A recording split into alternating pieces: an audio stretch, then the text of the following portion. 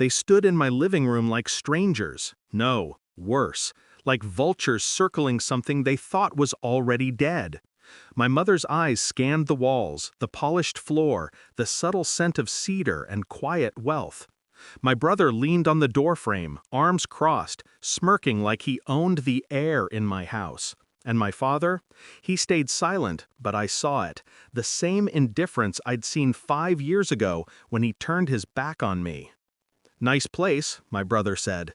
"Shame it's not yours anymore." I didn't respond. I just stood there, hands steady, pulse quiet. I'd been waiting for this moment longer than they could imagine. 5 years ago, I was the failure, the embarrassment, the son who lost his job, the one who couldn't keep up. They didn't offer help, they offered humiliation. When I asked to stay until I found work, my mother said, "You're a grown man, figure it out." My brother laughed. "You should have studied something useful." My father didn't even look up from his newspaper. So I left with a suitcase and the last of my dignity. I slept in my car for 3 weeks, ate dollar store noodles.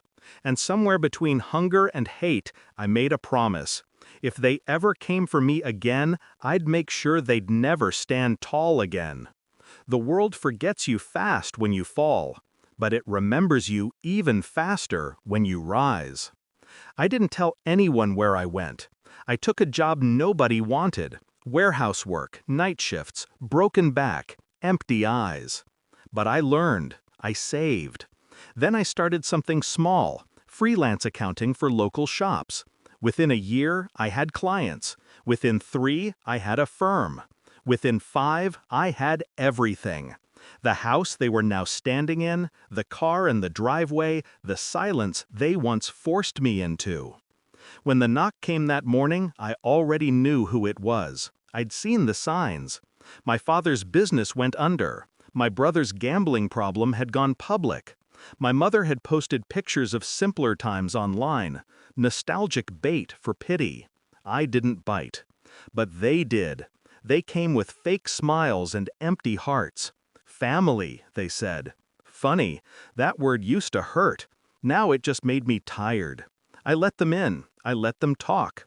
My mother spun stories about how they missed me, how they always knew I'd make it. My brother leaned in and said, "We need help, man. Dad's losing the house. But you're doing good. You can share this one, right? Family stays together." I remember how quiet I felt in that moment, how the air between us felt heavy, like it was holding its breath. I smiled. "Share this house?" "Yeah," he said. "I mean, technically it's still in Dad's name, right? He co-signed the deed when you bought it?"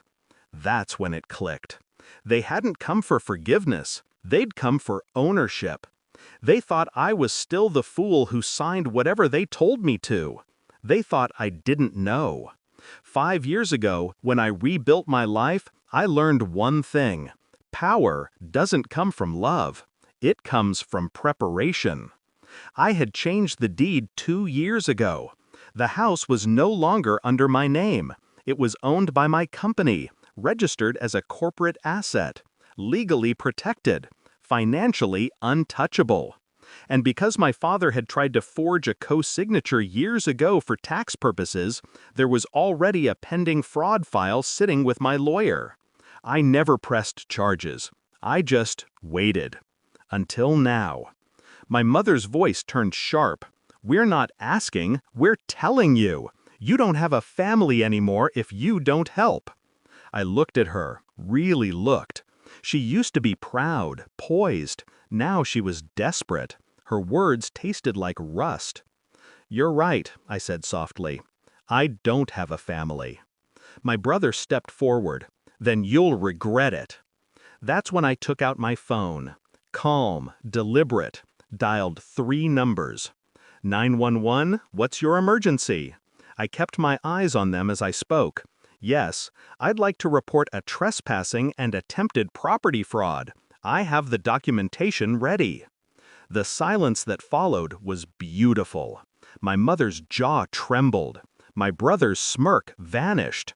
My father finally looked at me, really looked, and saw what he'd created. He whispered, "You do this to your own family?" I almost laughed. "You did it first." The officers arrived within minutes. I didn't flinch when they were escorted out. I didn't gloat. I didn't say a word. Revenge doesn't need noise. It just needs timing. When the door closed and the house went silent again, I stood there in the same spot. My heartbeat was steady. My mind was clear. I walked to the window, watched the flashing lights fade, and whispered to the empty room, "You shut me out. Now I've shut the door." People think revenge feels like fire. It doesn't. It feels like control. Cold, clean, final. I didn't destroy them. I just let the truth do the work.